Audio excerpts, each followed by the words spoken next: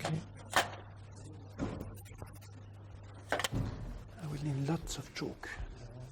Yes, very good. Okay. There are some color charts over there. Okay.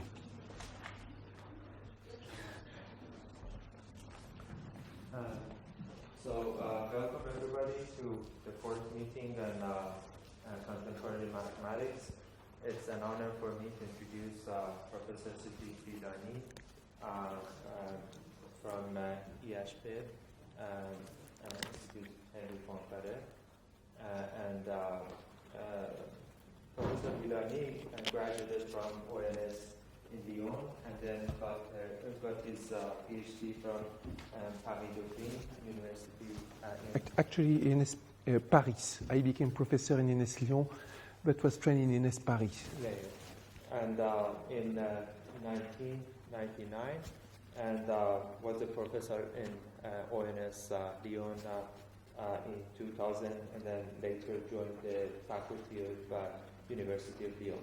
He is also the director of IHP and the winner of Herbrand Prize in 2007, EMS Prize in 2008, Belmont Prize in 2009, and Henri Poincaré Prize in 2009, and most notably the Fields Medal in 2010. Mm-hmm. His work includes some of the major points in his work includes the proof of nonlinear Landau damping, convergence to equilibrium for Boltzmann equation, and optimal transport, and some of its applications to differential geometry. He's also the author of the book for everybody, Théorème Vivant, which is also translated to English as under the name The Birth of a Theorem, and to Farsi under the name Tavallud Yek Faziye. It's an interesting book. It has its own impact. My wife was reading the book a couple of nights ago, and then in the morning I asked her what she thought about the book, because she was and she stayed awake reading the book until morning. So I asked her what she thinks about the book, and she said, well, some of your irrational behavior now makes much more sense. So it's a good contribution to the whole mathematics community. It's my pleasure to introduce him for all of us to hear his lectures and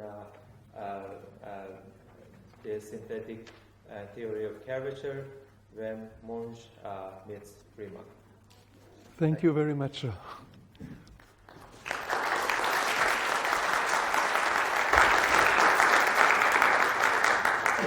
Thank you very much. It is a great pleasure for me to be here during my first visit to Iran, and also my pleasure to thank Eaman Eftarari for the beautiful work that was done in preparation of this trip, as well as several other colleagues who are here. I first heard during the last ICM about the translation of my book into Farsi. It was a delight.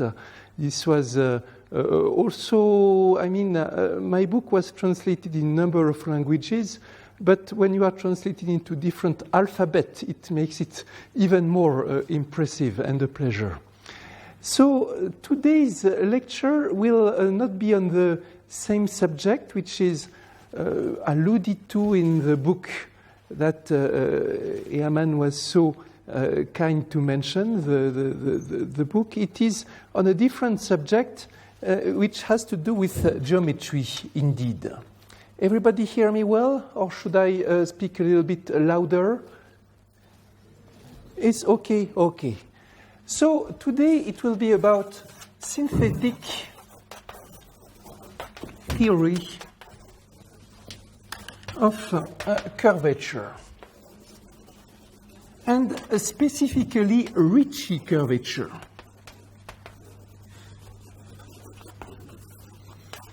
Let me first of all start by doing some reminders about what synthetic means here. In general, one likes to draw a distinction between synthetic arguments and analytic arguments.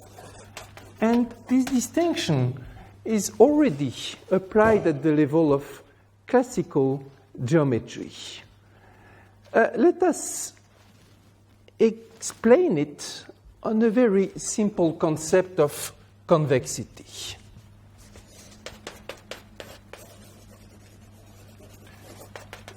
We are all very familiar with what a convex function is.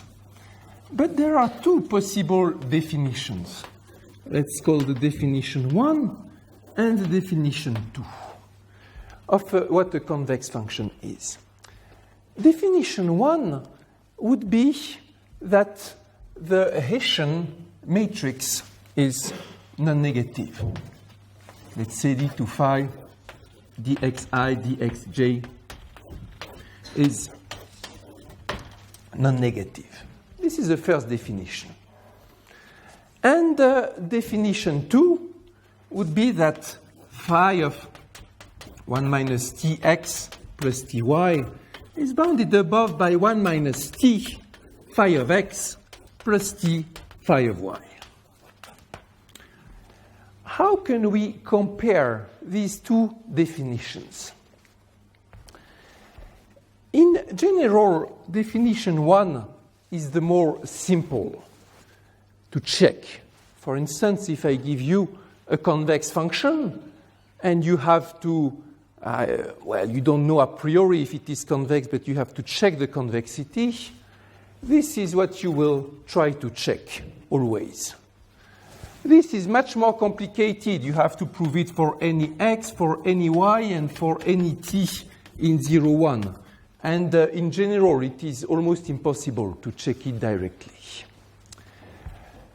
This definition is not only more simple, it is also clearly a local definition. You can check that convexity for any given point, here, there, whatever. While here, this is a completely global definition that involves all x and y, however far apart they are. And the third comment is that this definition is constructive.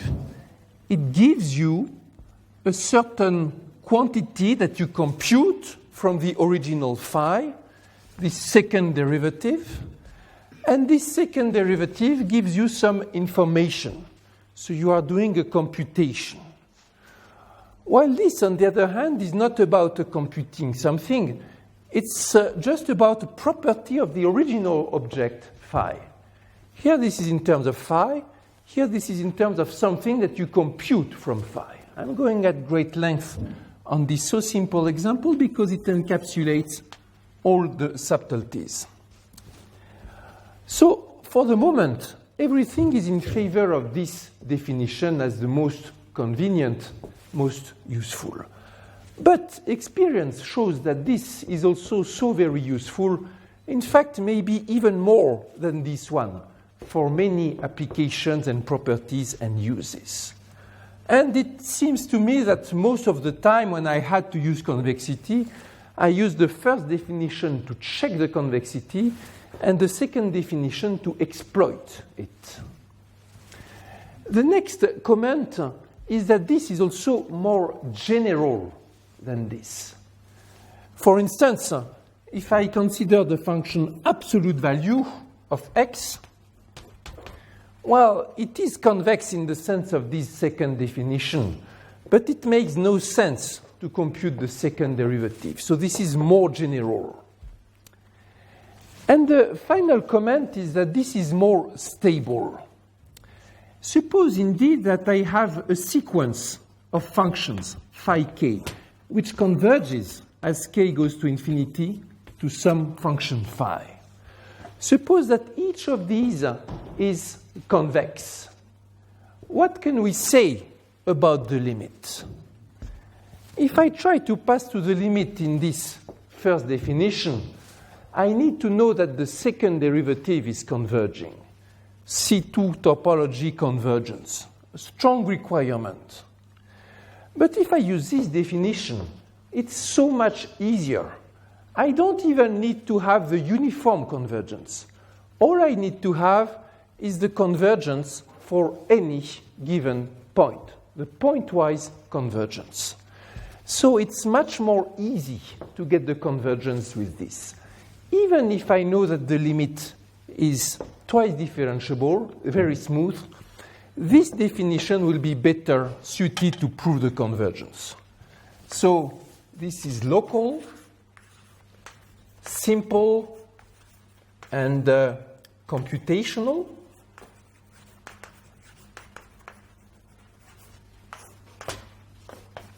But this one is useful, stable, and general. And the particular richness of the concept of convexity is that you have access to the two definitions. So you can use whichever you prefer, because we know that in the end they are equivalent when it is needed. If you want to do some computations, use this one. But if you want to prove the stability, use this one. This definition one is the analytic definition. It computes an analytic object, the second derivative, and it's a computational-based approach. The definition 2 is synthetic. It looks at the geometric properties of the function phi, like a property about the graph. This one is about computing, this one is about properties. And this distinction we can draw for convexity, but also for many other concepts. For instance, when we do geometry in the ancient way, typically, as the ancient Greeks did it, it was always synthetic type arguments with properties of the triangles, of the circles, whatever, axioms and deductions. But we can also do geometry in an analytic way, introducing coordinates, computing the equations, solving the intersection equations, and so on. And the two are equivalent, but sometimes you are happy to use the analytic formalism because it's very tricky, you don't see the reason, you need a computation. But sometimes you are happy to get a synthetic argument, which one feels gives more explanation of why something is true, not by a computational miracle, but by some arrangement of arguments coming together. And geometry is good because we can use the two approaches whenever we need. So I told it for classical Euclidean geometry, there is the same. But what about non-Euclidean geometry? Can one also have analytic approaches or synthetic? Well, it was born in analytic way, in some sense, the non-Euclidean geometry. When Riemann, after Gauss, showed us how to compute important concepts, such as curvature. It's a computation you do from the metric. And what are the equations of the geodesics? What is the equation of angles? And so on. A set of recipes which gives us the tools for putting everything into equations. But still, it's also useful to be able to do synthetic arguments and understand based on axioms and proofs which rely on the shape and the relations, the properties between the objects. And we will be interested in this series of lectures in a way to do a synthetic approach to the main notion behind non-Euclidean geometry, which is to say curvature. Let us give some very quick reminders about curvature.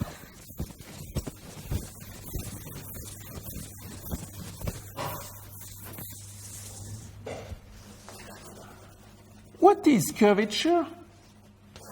Curvature is a way, when you have a geometry, to quantify its degree of non-Euclideanity. And you do it by comparison. If you are in Euclidean geometry, the main objects are the straight lines. And of course, we have angles between these lines, and we can measure distances. If you are non-Euclidean geometry, then you have replacement for lines, which are the geodesics. The idea of curvature, one idea behind curvature, is to compare the spreading of geodesics to the spreading of straight lines.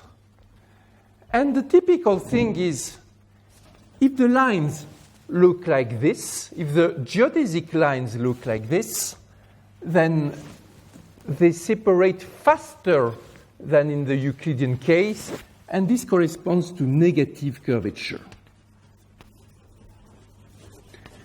If the lines, the geodesic lines do like this, they separate in a more slow way than in Euclidean geometry.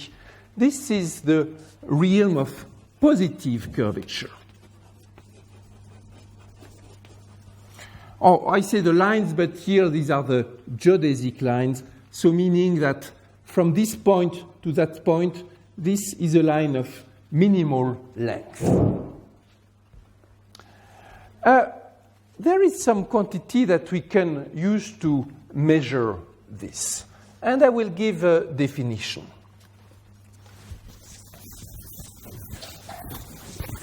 So, if we are considering a surface, okay, I will give two definitions actually. So, definition of curvature, here is a surface, okay? So, it's two-dimensional, and this is a point here on my surface. And around this point, let's assume that this surface is immersed in R3, Euclidean space. Near this point, there will always be a normal vector. Choose an orientation. So there is a map, which we will call N, like normal, which sends this surface here locally into a small portion of the sphere S2, the two-dimensional sphere.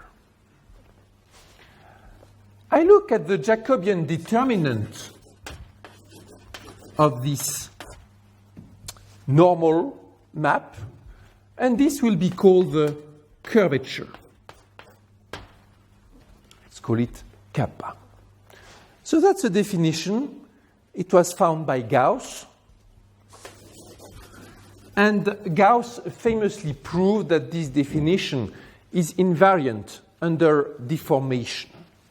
He was so impressed by this theorem that he gave it the name of theorem egregium, most remarkable. There is an equivalent way to define the curvature which will show immediately that it is invariant under deformation. And this is the equivalent way. It is still an analytic way, but it will show more clearly this thing here. Before I go into this, let me note that immediate consequences of the definition are that the curvature of a plane is zero, because on a plane the normal is constant, so the Jacobian determinant is zero, and the curvature of the sphere, of the unit sphere, is equal to 1, because then the normal map is equal to the identity. Let's give this second definition. So, equivalent definition of the curvature. Starting from a point x, I choose two orthogonal unit vectors. So norm of u equals norm of v equals 1, and U is orthogonal to V. And I send two minimizing geodesics with initial velocity U and initial velocity V, and constant speed geodesics. So the speed along this path will remain 1, unity. The first one, let's call gamma U of t, and the second gamma V of t. A geometer will write for gamma U of t exponential x tu. This is the exponential map, meaning that starting from x, if you have a direction v and you go along time t equals 1 with this unit vector v, the destination which you reach here is called exponential xv. Everybody sees here, or this doesn't go into the way? Okay. So, this is the path going with initial velocity u and goes with time with unit speed like this. And now we're going to check the distance between gamma v of t and gamma u of t. And this is a geodesic distance, which means the length of the shortest path that you can find between these points. So distance between gamma u of t, gamma v of t. What will it be? Well, here I have a straight angle. If it was Euclidean, it would be something like this. T, square angle, and the distance here obviously has to be square root of 2 times t. This is Pythagoras. But if we are non-Euclidean, there will be a correction. So it will be 1 plus something. The first correction when t is small is, if you see, this is order 1 in t. There is always no correction in order 2, and the first correction is order 3. And there is a coefficient, and that coefficient is proportional to the curvature. And that's another way to define the curvature. And the rest is lower order term. So this is a way to define curvature as the coefficient of the first correction to the distance between two geodesics. Notice carefully the minus sign here, which corresponds to what I said. In negative curvature, the distance is larger. In positive curvature, the distance is smaller. Okay, so this is curvature of a surface. The surface is two-dimensional, and we have only one notion of curvature. It's one number for every possible place. And then we can apply it to many cases. Now, what do we do in higher dimension?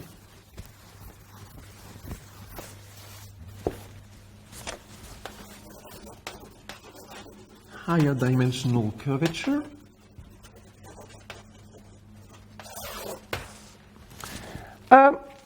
So, first thing is the sectional curvature.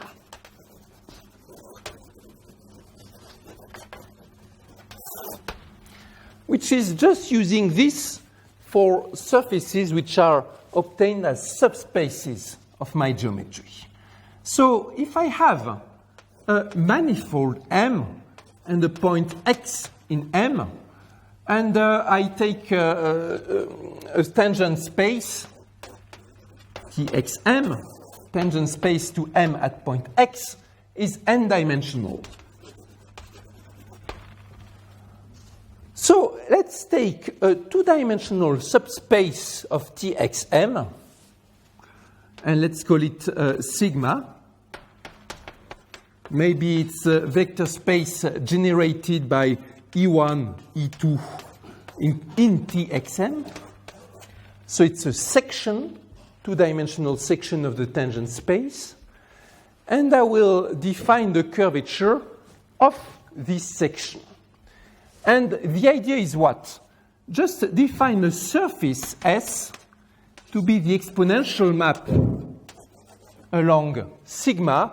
So it's the space of all geodesics which are initiated from X with a velocity that belongs to sigma.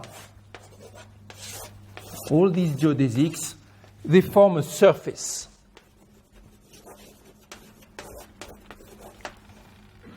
And then I can compute the curvature of this surface, which is a submanifold of M. And we will say that the sectional curvature kappa in the direction sigma is the curvature of this surface. So it's a way to look in this plane, in a direction given by two tangent vectors, how is the curvature? And again, it will tell me about geodesics.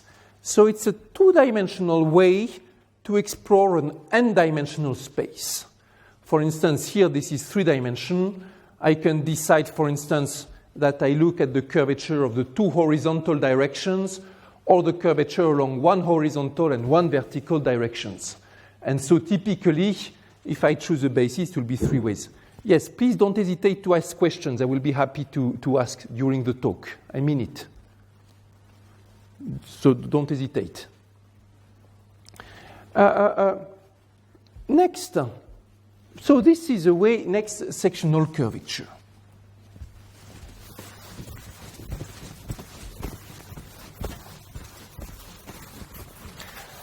And from the sectional curvature, you can deduce all the rest. In particular, the notion of Ricci curvature.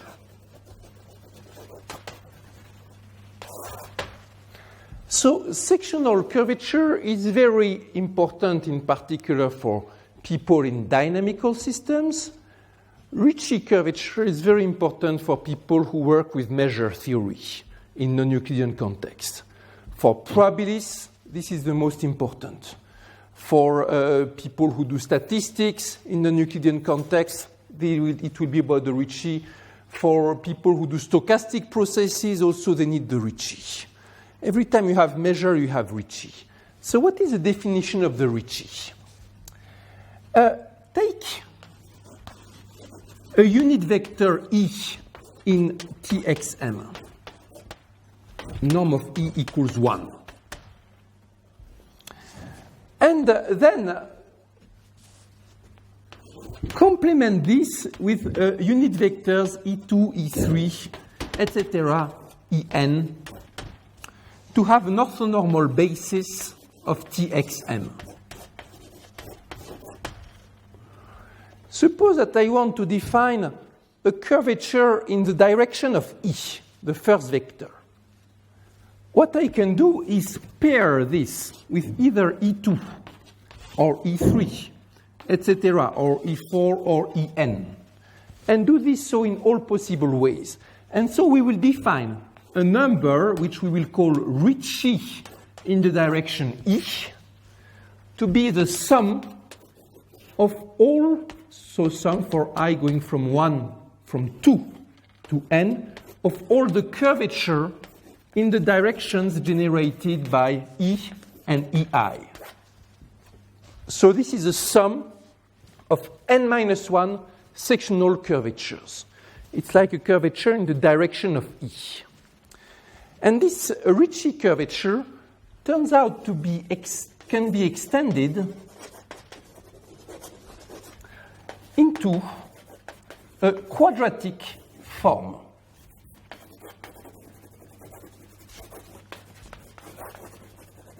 On the tangent space.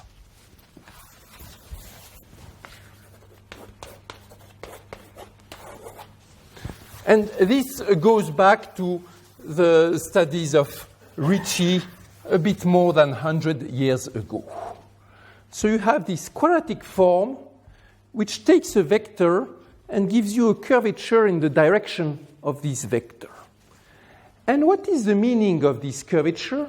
It has something to do with the way that the measure is spread by the geodesics. So meaning would be the following.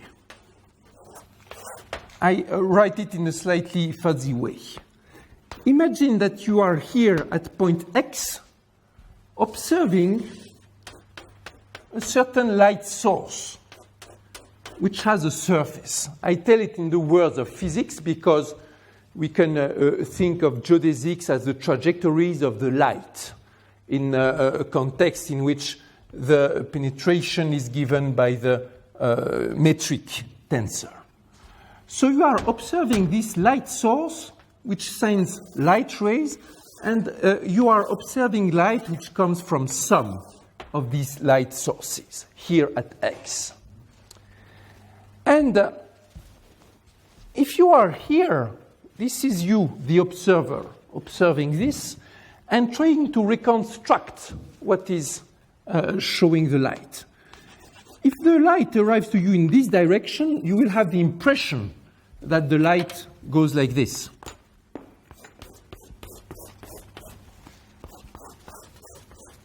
So what the impression that you will have will be something like this. Maybe it will be quite different from reality.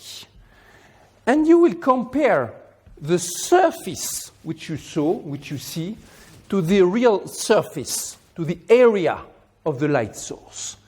And that comparison, the first correction, is given in terms of the Ricci curvature. So the sectional curvature was telling you about the distances. Ricci curvature tells you about the measure, how much the surface is distorted. In particular, if you always overestimate the area of a light source, it means that the Ricci curvature is non-negative. This is a tensor, so it's non-negative as a quadratic form. Okay? That's the interpretation of Ricci curvature, looking at the distortion in terms of the measure. There is a third notion of curvature, which is the scalar curvature, but I will not discuss it. Its interpretation is much more obscure. So these are the fundamentals of higher dimensional curvature. And now, how to do it? How to use it? What to do with it? Many things. First question is how to compute in practice the curvature. Well, there are formulas. I will not give you the formulas, but you find them in the textbooks. And they are nonlinear second-order expressions, differential expressions, formulas for G, the metric, the Riemannian metric. So it's a complicated way to differentiate twice. There are determinants included and so on. This corresponds to the analytic treatment. And if you want to compute the curvature, go to your Riemannian textbooks, find the formula, make the computation, look if it has a sign, if it's non-negative, if it's non-positive, etc. But now, what about the synthetic way to do it?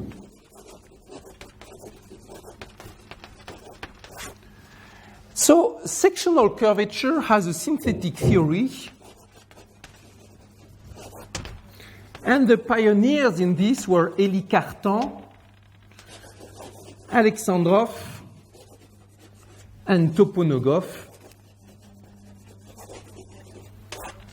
And so, in their honor, it is called nowadays the CAT theory, C-A-T, for Cartan, Alexandrov, Toponogov. And people use this synthetic definition and have been using it for a long time. Let me explain to you the synthetic definition.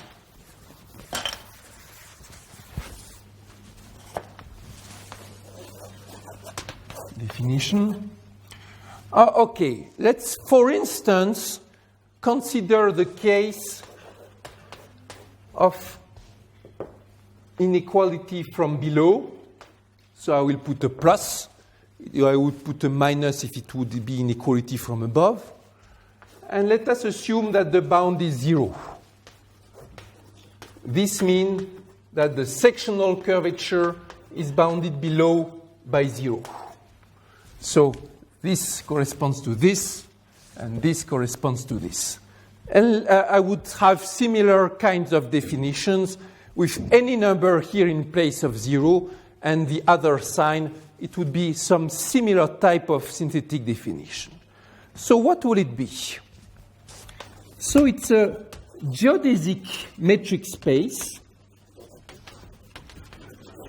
This means a space equipped with a distance in which you can compute length of curves, but it's not necessarily a Riemannian space. There's no quadratic form on the tangent space a priori. Maybe it's a very non-smooth space, but it's a space in which you have distance and geodesics and the following property, such that the following comparison property holds true.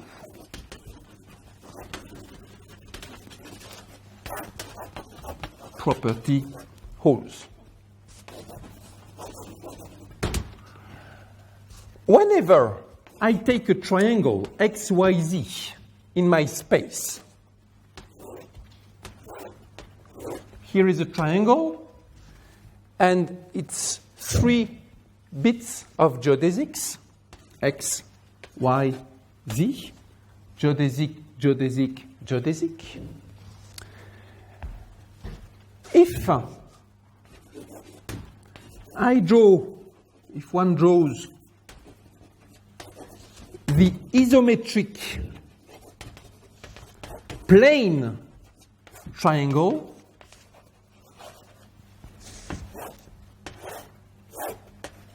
here I put it, okay, it's not very isometric, never mind.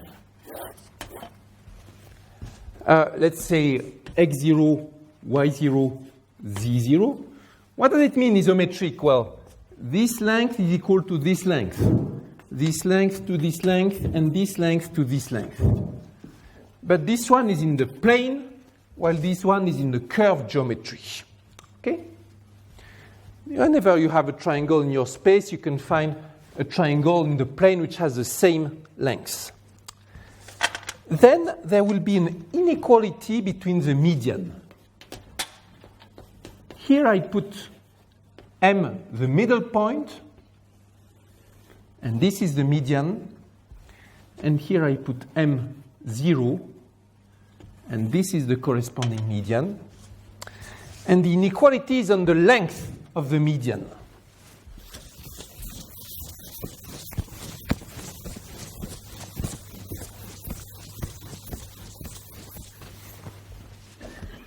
Then distance between x, m should be bounded below by the distance between x0, m0. So the median should be longer. So for any triangle, we have this. This is typical shape of a positive curvature triangle. And in common language, we say that this triangle is fatter than this one. It looks fat.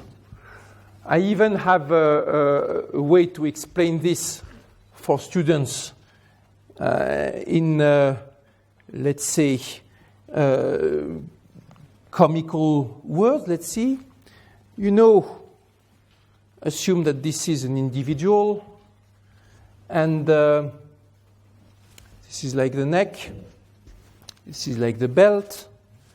And wearing a traditional Occidental costume, you wear a tie. If it has to be in a correct way, it should go exactly from the neck to the middle of the belt. Here, our friend Pierre-André Lotte has exactly the right way to wear the tie. And of course, if you are very let's say if you are very fat, which is not your case, you need a very long tie so that you can go all the way up to the middle of the belt. And the median is like the tie, So positive curved space is like a space in which triangles have to wear long ties to be elegant. And negative curves, they have to wear short ties. That's the way to recall what is positive or negative curvature. So you see that it's a simple property anyway regarding distances in triangles. And then this is your synthetic definition. Do you recall what we said about synthetic and analytic definitions of convexity? All this applies here just the same. If you want to check that a space has positive curvature, this will be a nightmare. Better to use the computation. But this may be useful to prove properties, geometric properties. This is non-local, while the other definition is local, the curvature definition. And also, the first definition is effective because it computes curvature, while here, did we compute curvature? No. We just stated a property without computing the object. But on the other hand, this is very stable.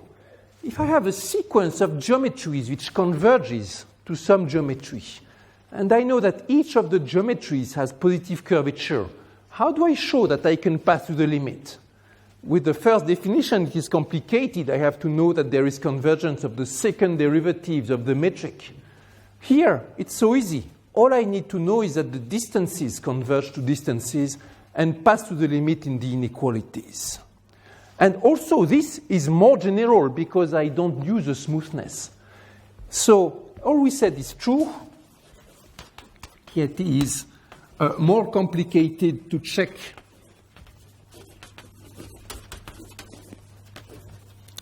non-local compared to the computation of kappa. But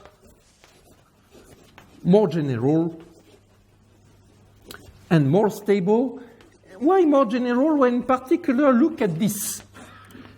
We all recognize this as a cone. There's a point here. The cone has zero curvature almost everywhere.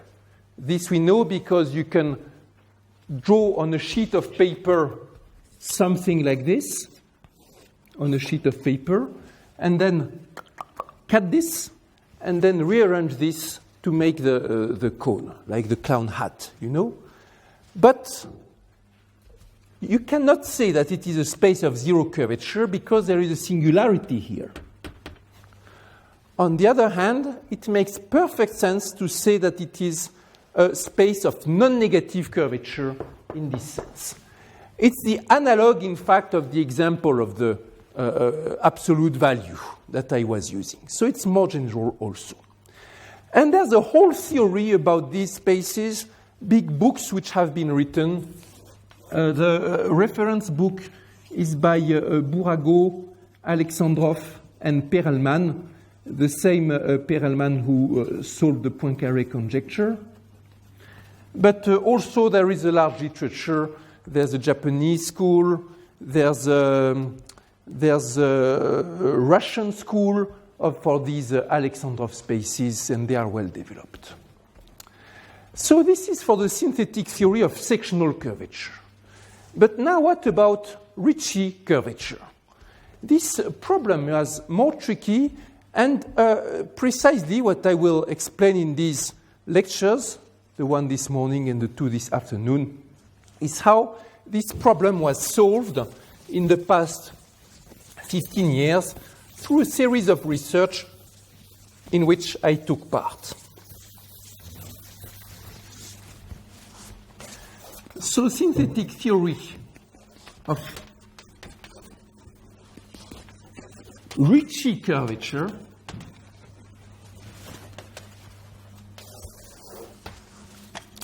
more complicated and was solved through a series of works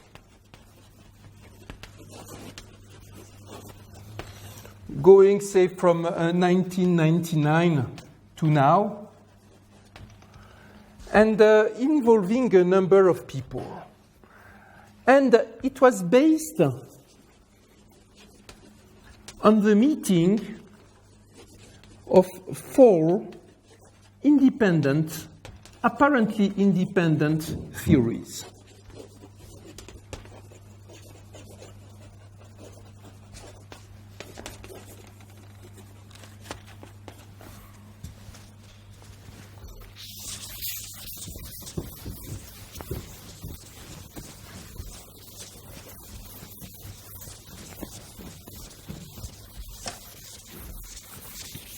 Showing that exchanges are always good for science and contact points. And not only exchanging between people, but also exchanging between theories. Put something together with something, it can make something new just through the contact. So here are these 4 theories. The first is the curvature, which we already explained about sectional curvature and Ricci.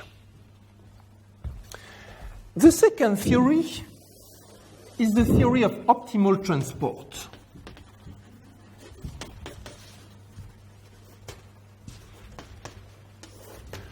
Also called the Monge-Kantorowicz theory.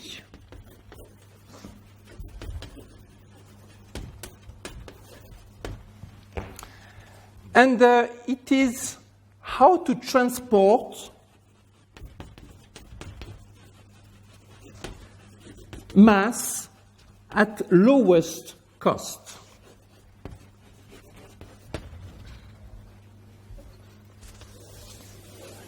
The third theory is the theory of entropy.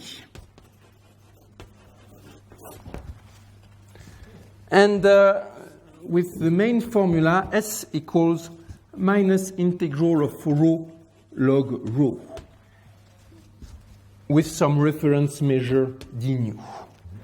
If you have a reference measure nu and the probability density on this space, then this formula gives the classical entropy of the measure.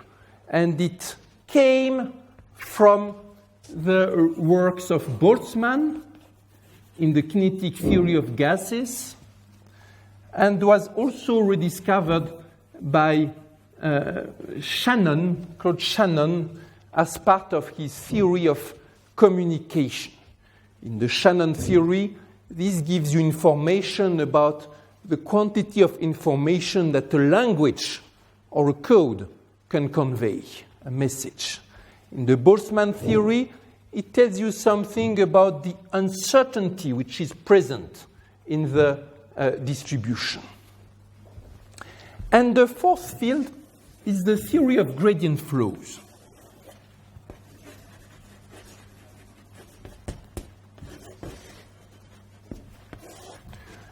A gradient flow is an equation, an evolution, which goes on to diminish and diminish to decrease a certain energy. If you have a certain function, u, it's a function with a certain profile, the direction in which the function increases the most is the gradient. It's one possible definition of the gradient.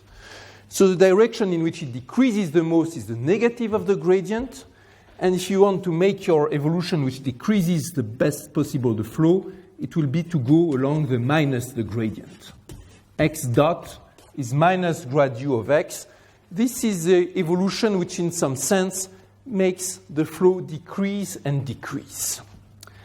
Now, this seems to involve the use of a gradient, but in fact there is an incredibly general theory of gradient flows defined without any smoothness, which was in particular developed by people like De Giorgi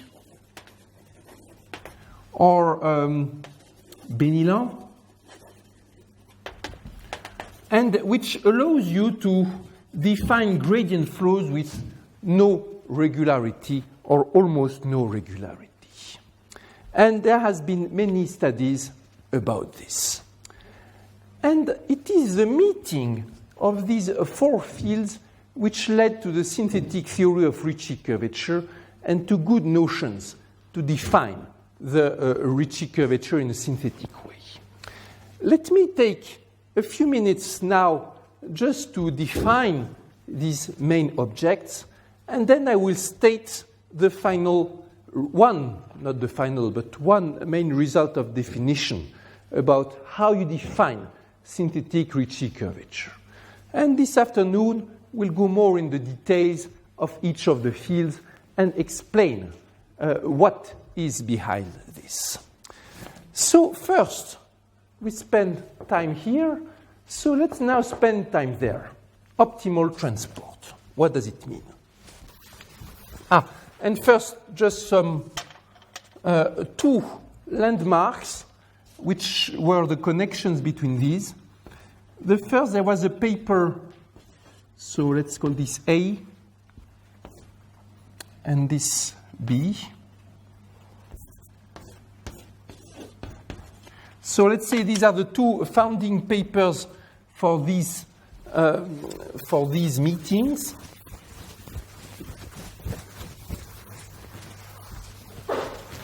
So A was a paper by Jordan Kinderlehrer and Otto, 1998, I think, and which says that in some sense the gradient flow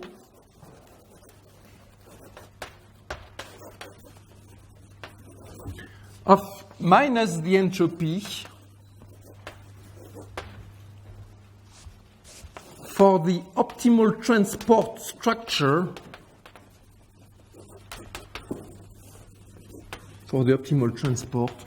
is the heat equation.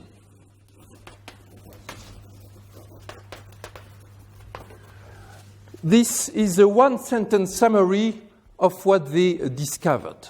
I will explain the meaning later, but they found a simple relation between these three fields in the object of the heat equation, and it was a new point of view. They proved this in a very particular case, but then over the years people made it more and more and more general, so that now we know that this holds true in extreme generality.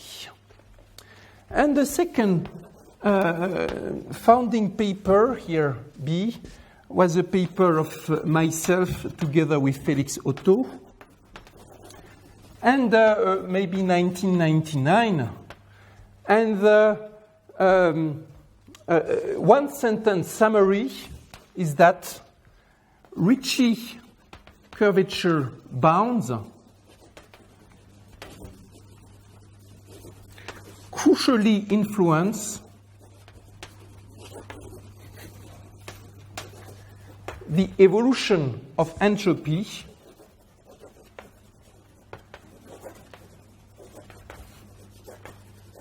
along optimal transport.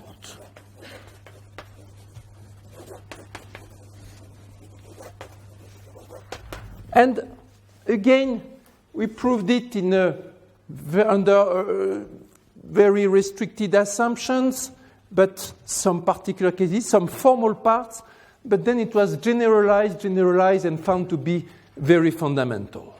So these two sentences capture the whole array that there is between these four fields. So just a few words about optimal transport. Optimal transport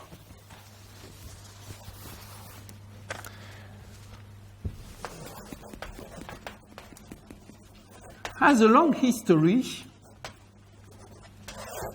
and started with paper by Monge, Gaspard Monge, in 1781. Monge was a remarkable mathematician, strongly involved in the French Revolution, and also personal friend of Napoleon. and one of the founders of the great schools of sciences in France, which have made it that France is still to this day a great mathematical country. By the way, a world record in terms of Fields medalists per number of inhabitants. This is France. Yes, it's good to make promotion. So, Gaspard Monge, 1781, asks the question, how to transport matter in an optimal way? Assume that you have some matter which you are taking from some place, maybe digging from the mine, and you want to transport it to make some construction. Okay? And you ask how to transport at optimal cost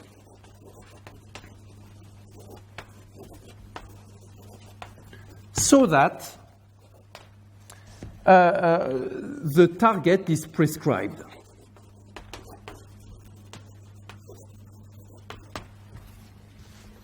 So here is one way to formulate the problem.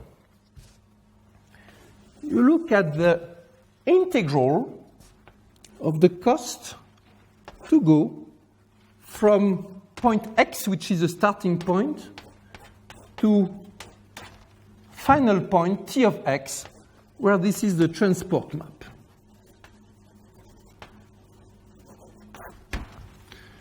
And integrate with respect to the start measure. This is mu.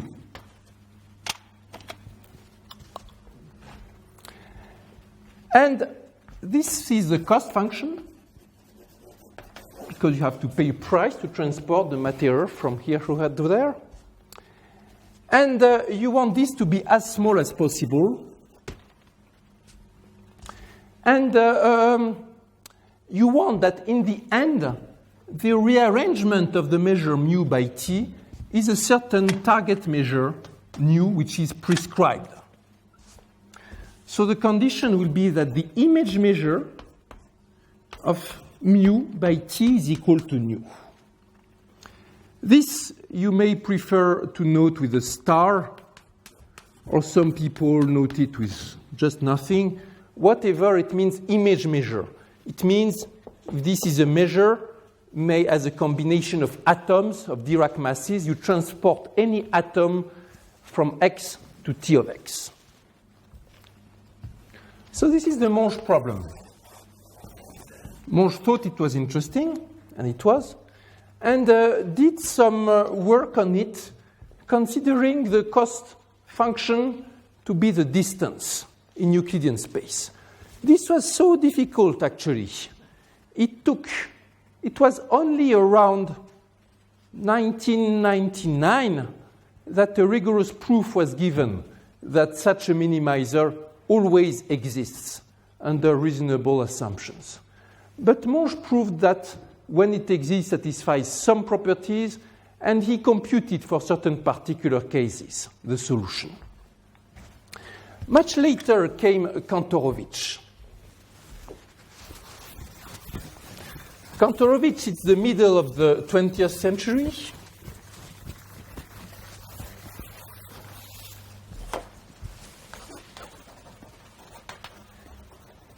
And Kantorovich studies the problem, it was about 1942, the problem of minimizing the double integral of the cost function against the joint probability measure pi, such that this one has marginals mu and nu. Which means that if you consider a measure in two variables, x and y, and you have a probability measure in these two variables, pi, when you integrate it in one direction, it will give you the measure mu, and when you integrate it in the other direction, it will give the measure nu. Said otherwise, pi tells you for each point x how much you should take and spread to point Y. So it's like I take 10% of what is here and I transport it there, 50% of what is here and I transport it here, and so forth. So it's a probabilistic way to say how we redistribute the mass. This problem is what people from optimization theory will call the relaxation of this problem.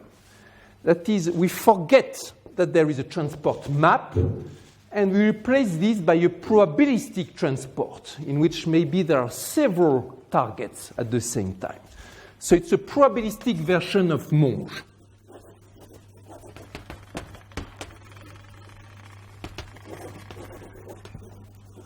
And this is a very difficult optimization problem. Why? Well, first it's nonlinear, because C here is nonlinear. But also the constraint is nonlinear, because what is involved here in the image measure is the Jacobian determinant of the change of variables. So it's nonlinear, non-convex. And there is no guarantee you even have a solution. But here, if you think that pi is the unknown, this is a linear problem. Actually, it's an example of linear programming, which means that what you minimize is linear, and the constraint is also linear, given by linear inequalities. So not only is there always a solution, but also you have access to a range of things involving duality, as they do it in optimization. Lagrange multipliers and duality. And there is a duality with the notion of prices, as Kantorovich discovered.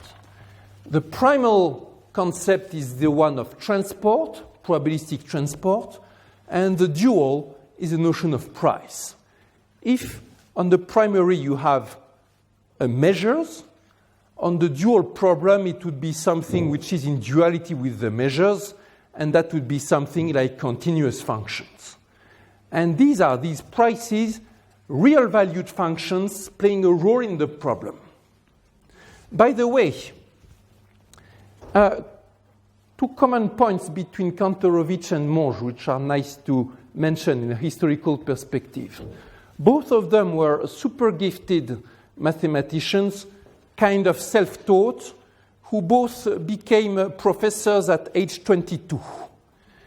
And also, both had works which was considered to have important consequences in political affairs. Monge, of course, was very much involved with the revolution. Kantorovich, on the other hand, was not a leader, very shy and clumsy guy. But he became involved in mathematical economy to the point that he received the Nobel Prize in Economics, 1975. And his dream was to make a rational theory of prices, like the price should be determined in a natural way from solving a certain problem. This was extremely dangerous in his time. He was living in the regime of very strong communist Soviet Union, in which the notion of price was all full with ideology. Like in price there is a value and so on. And some of the theorems of Kantorovich were considered like they had a capitalistic taste. It was just mathematical logic, but the conclusion was considered offending by the authorities. And some of the theorems of Kantorovich, it was impossible to tell them in public, so they would use all kinds of detours to tell about the duality theorem.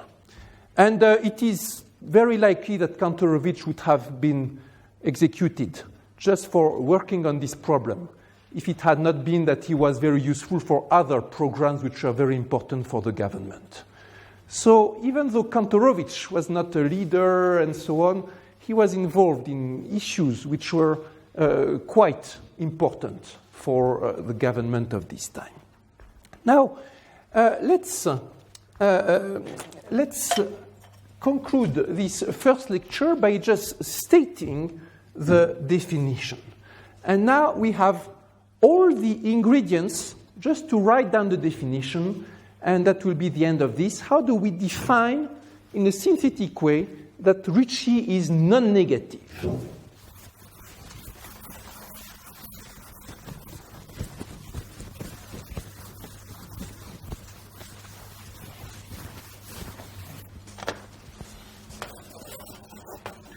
Define a synthetic notion of, say, Ricci non-negative. And I will call it with the name curvature dimension 0 infinity. The 0 here is the same as in here. And the infinity means I don't care about the dimension.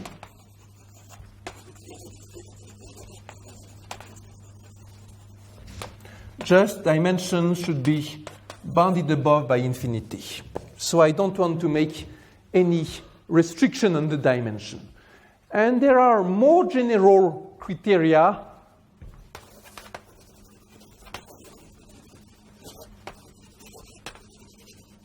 CDKN, in which you care of a lower bound which is non-zero and dimension which is less than n, but I will skip them for now.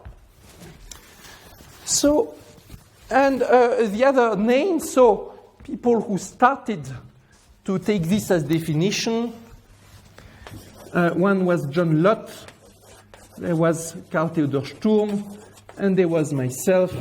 So it's common nowadays to put the three names together. LSV would be the analog of CAT before. And it was started to be used as a definition, papers which appeared in 2006, 2007, 2008. So it's a story which is less than 10 years old.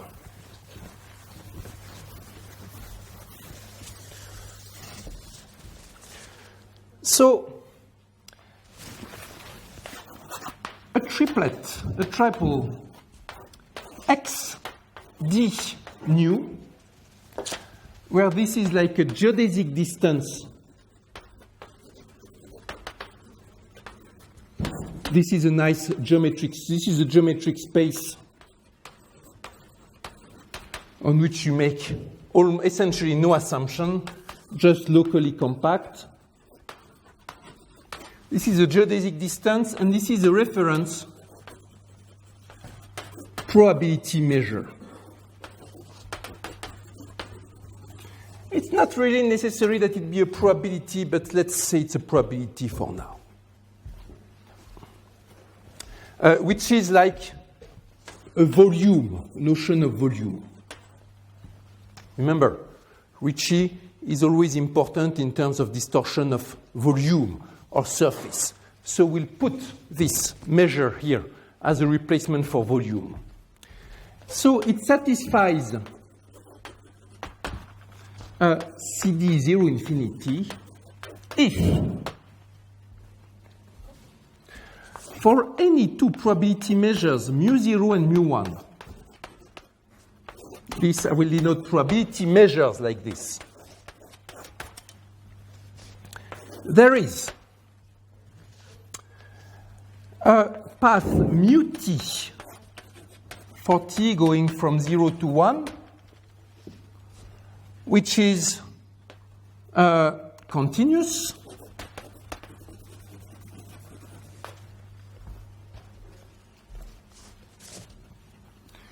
And which is geodesic for the distance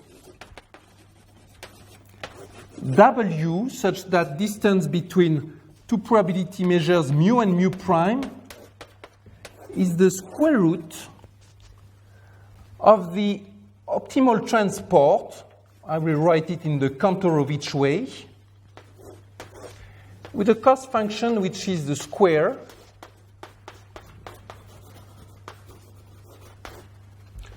for all pi's which have marginals mu and mu prime.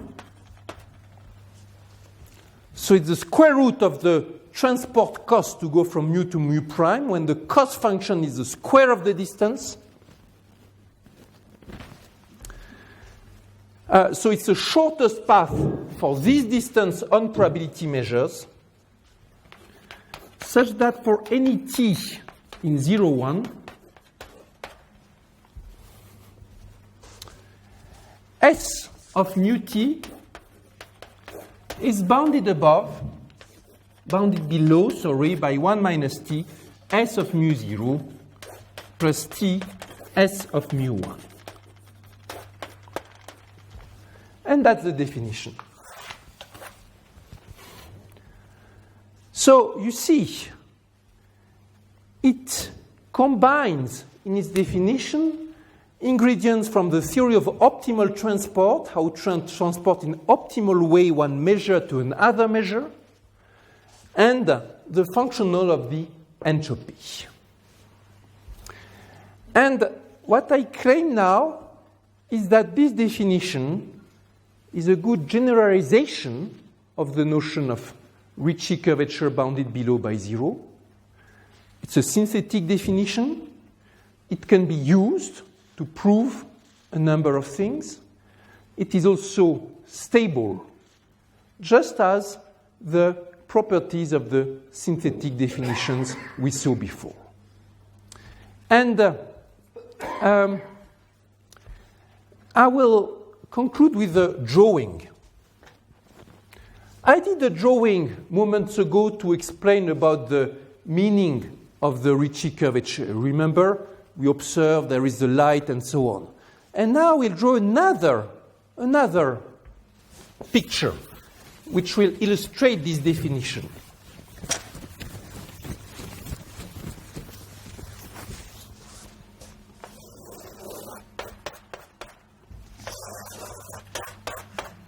And I will call it the lazy gas experiment.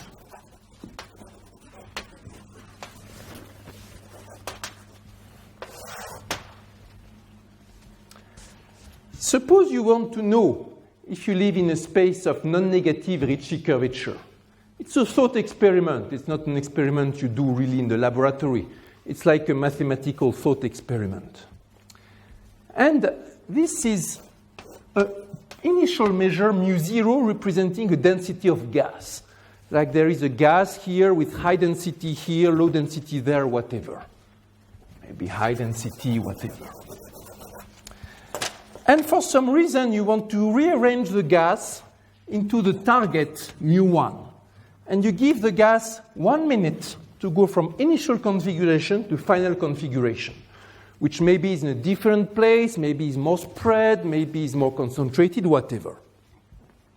And you order the gas to do so, but imagine the gas is very lazy, and he wants to obey you by spending the least possible amount of energy. Energy for a gas can be the kinetic energy, say, for a fluid. So the gas will move, all the particles will move.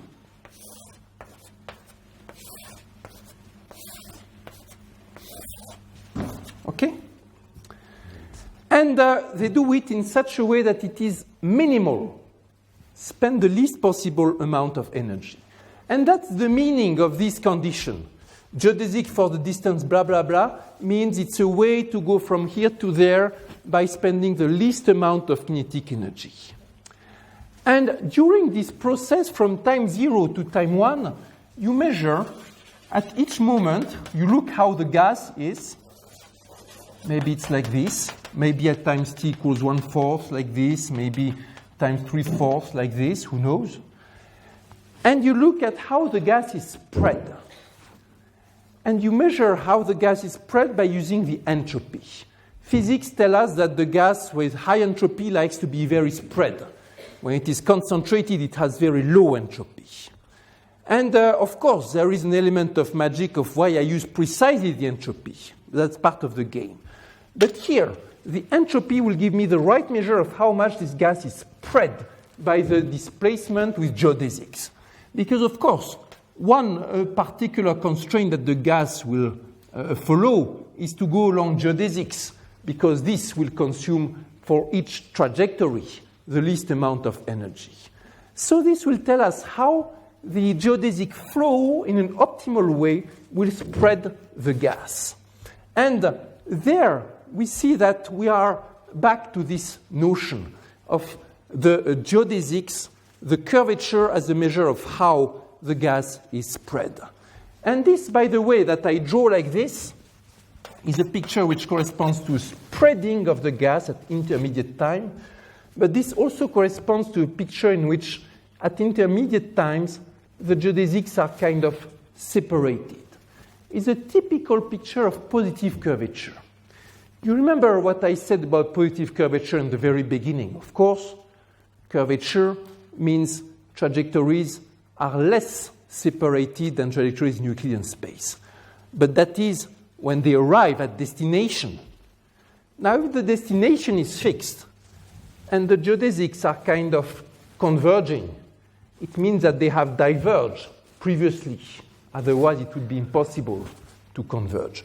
And when you capture what occurs at intermediate time, you have this spreading, which is captured by the fact that the entropy here is higher. So that's all for this lecture. And here we see how the three concepts come together. Putting optimal transport with entropy, we obtain a way to act to define the Ricci curvature.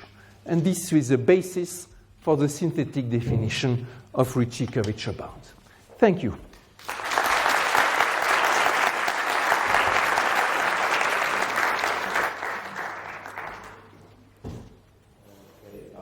Thanks a lot for the lecture. We have time for some questions.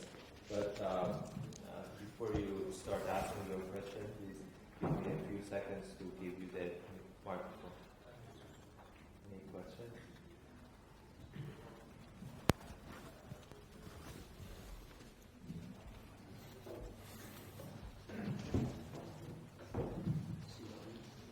Your definition of the positive Ricci, the existence of that path UT, which is geodesic, is part of the definition, or it does always exist no matter? What you are asking is about the existence of the path? Yes. Yes. In the definition, I ask that the path exists for this. But in fact, when you have these assumptions, yes, when you have these assumptions, there will always be a path which is geodesic for the distance. It's a general thing. You know, you can always, maybe some people here are very familiar with this, but others maybe not. The very, very basics of non-smooth geometry. In non-smooth geometry, the starting point is a metric space. So xd, where d is a distance. When you have distance, you always have a length. That is what?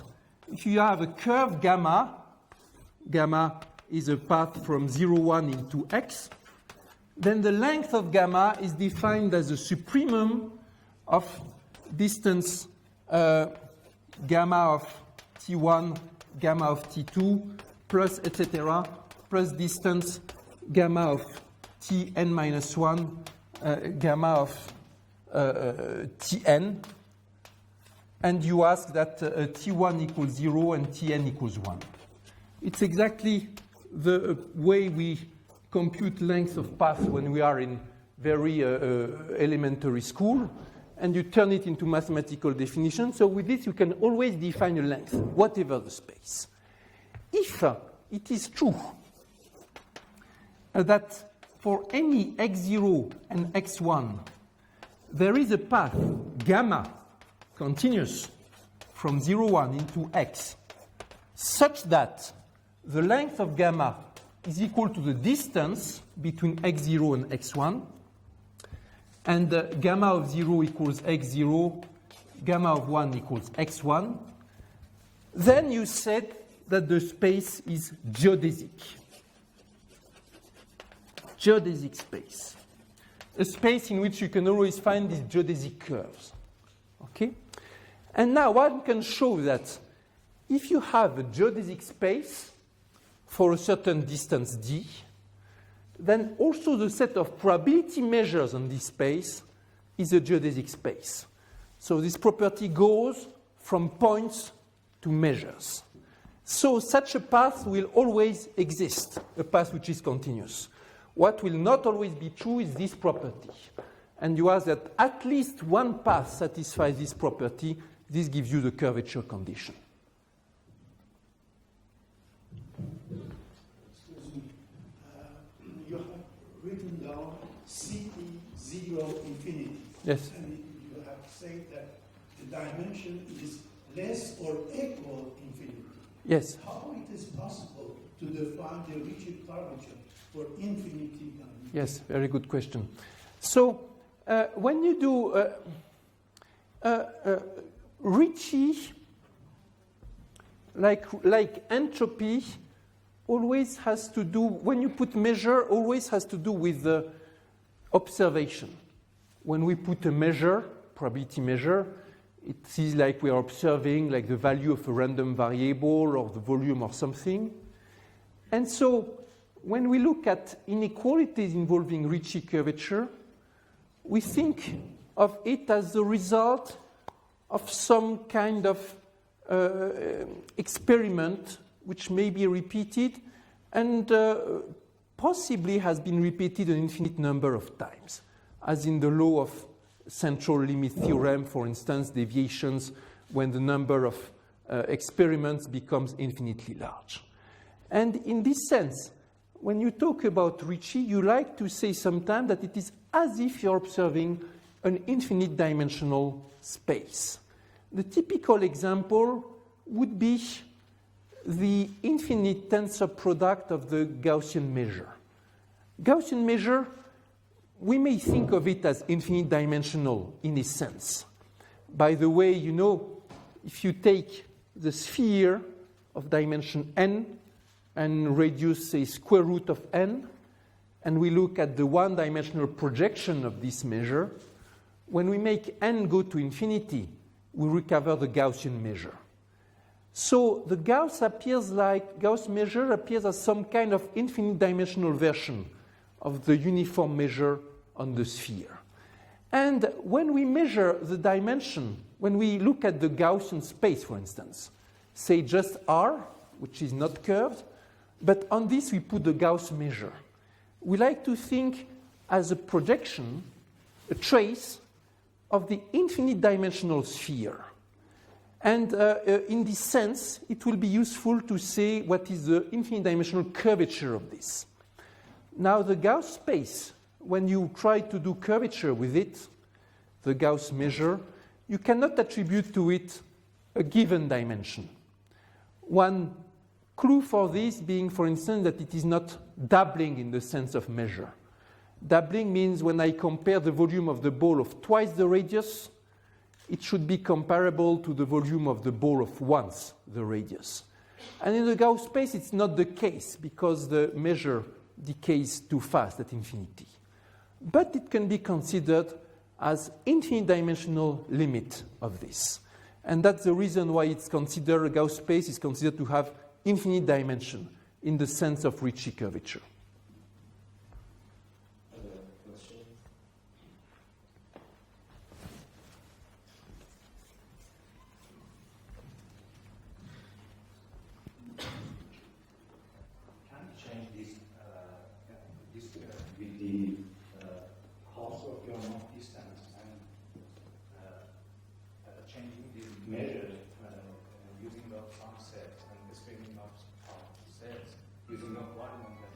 Using what? Using up sets and telling about sets rather than measures, you mean? Yeah. We can use up some volume motion during when we use up these. I want to say we can set. Okay, partly yes and partly no. Partly no. Why? Because if here, of course, when I have a set, there is always a particular measure, which is the measure nu restricted to this set, the uniform measure on the set. And so I could here say, I take a set here, a set there. But the interpolation of two sets, in general, will not be a set. It will be a measure. However, there is a statement involving sets which comes close to this, even though not equivalent, but which is, however, a consequence of this. And I will give it to you, but it's even more useful to think of the statement I will give in its dimensional form that is in an n-dimensional restriction. Let me give it to you. And it will be, yes, this will be a nice connection. So, here is a statement about Ricci and volumes of sets. The best, the one which is most appealing is the Brun-Minkowski, so-called Brun-Minkowski. The curved Brun-Minkowski inequality.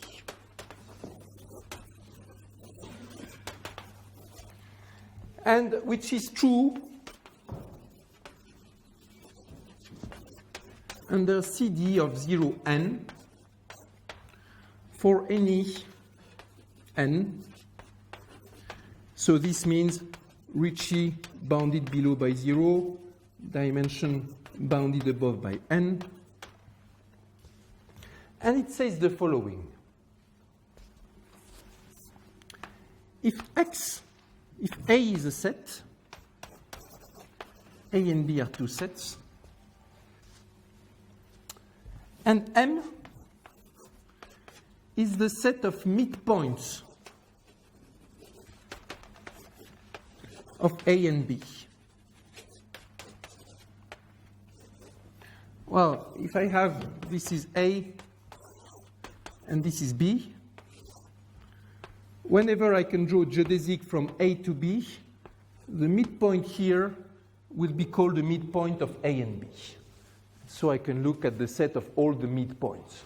For instance, on the sphere, if I take North Pole to be my first set, South Pole to be my second set, the set of midpoints will be the equator.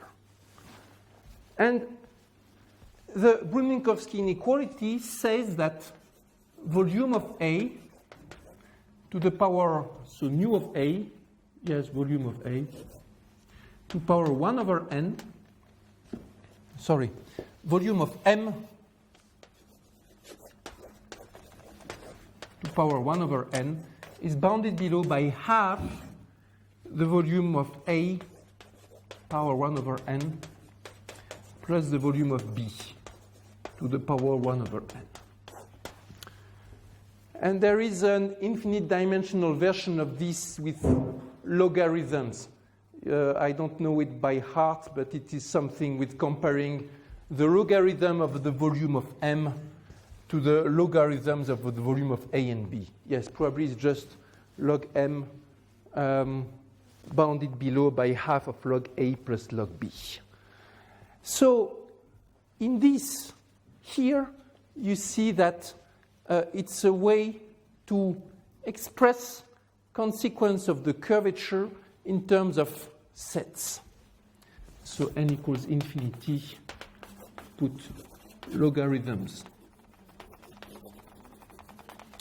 However, this definition is not strong enough for a good notion of Ricci curvature. It's a consequence, but not the basis. But probably for intuition, it's the one that best captures the meaning of the curvature. Some of you certainly know another version of the Brun-Minkowski inequality. In Rn, Brun-Minkowski inequality tells you that if you have two sets in Rn, then the measure of A plus B to the power 1 over n is bounded below by measure of A to the 1 over n plus measure of B to the 1 over n. Actually, this one is a generalization of this one. And to see that it's a generalization, you divide both sides by 2. Well, here you inside it, and then this becomes a set of midpoints, and here outside so that it's 1/2 of the sum. And in Rn, when I take the volume and then power 1 over n, it becomes one homogeneous, because the volume is homogeneous of degree n. So I can put the two inside or outside, it makes no change. That's the reason why this one is a generalization of this one. But this one is very old, like the end of the 19th century, and this one is very new, like the end of the 20th century. Other questions? I have a question. Is it clear that cat plus 0 is included in CD0 infinity? It's the reverse way, but you have the idea right. It's CD0 infinity is included in cat 0. It's yes, it's indeed it's what one expected, because if you know that sectional curvature is positive, then when you add the sectional curvatures and get the Ricci, it should still remain positive, and so you would like to have a compatibility with the two definitions. This is tricky, and for years it stood as an open problem. Finally, it was solved by Anton Petrunin, a Russian specialist of Alexandrov spaces, who was once the favorite collaborator of Grigory Perelman on these issues. It's a tricky proof, but it is true. And you see it's, of course, why is it not clear? Because here you have you have statements about shape of triangles, and you want to deduce a statement about the evolution of the entropy. So it's tricky. You need to know about evolution of Jacobian along the geodesics and things like this. It really requires fine understanding of Alexandrov spaces. Other questions? Let me, if there are no further questions. Yes, there is. Yes.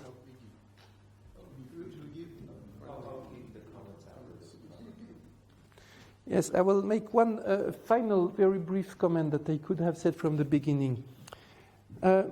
When you take a convex function, I will say it just in words, when you take a convex function, even if it is defined in a non-smooth way, there will be some smoothness for free. For instance, if it is convex, then it is almost everywhere differentiable. And even you may know that it is almost everywhere twice differentiable. Second derivative exists almost everywhere. So even when you don't have the equivalence, there is some little regularity which comes from the synthetic definition. And here also is the case. It is known that if this definition is true, and you add some extra geometric assumption like non-branching geodesics anyway, a little bit more, then automatically the space will be rectifiable. In some sense, tangent space will exist almost everywhere. Some differentiable structure in almost everywhere exists. So automatically, it implies some kind of partial smoothness. This is a further parallel with the analogy with the convexity notion. Okay, so let's time for speaker again. Thank you. Thank you very much. Before you leave, I have a few comments to make. First of all, the lunch will be in the Bonke-Mascan complex, which is across the street from MCM building. I think you can follow the other people who know the path. This way to get there. And you can get the coupons for the lunch from here. It's free, but just to have an estimate of what you're doing, please make sure that you get the coupons before leaving. The second comment is that the translations of Professor Villane's book are being sold outside the lecture hall, and you can get a copy for yourself if you want. There will be a book signing session after the talks at 4:30. Am I missing any other comments that you have to make? Okay. So thank you again. Thank you.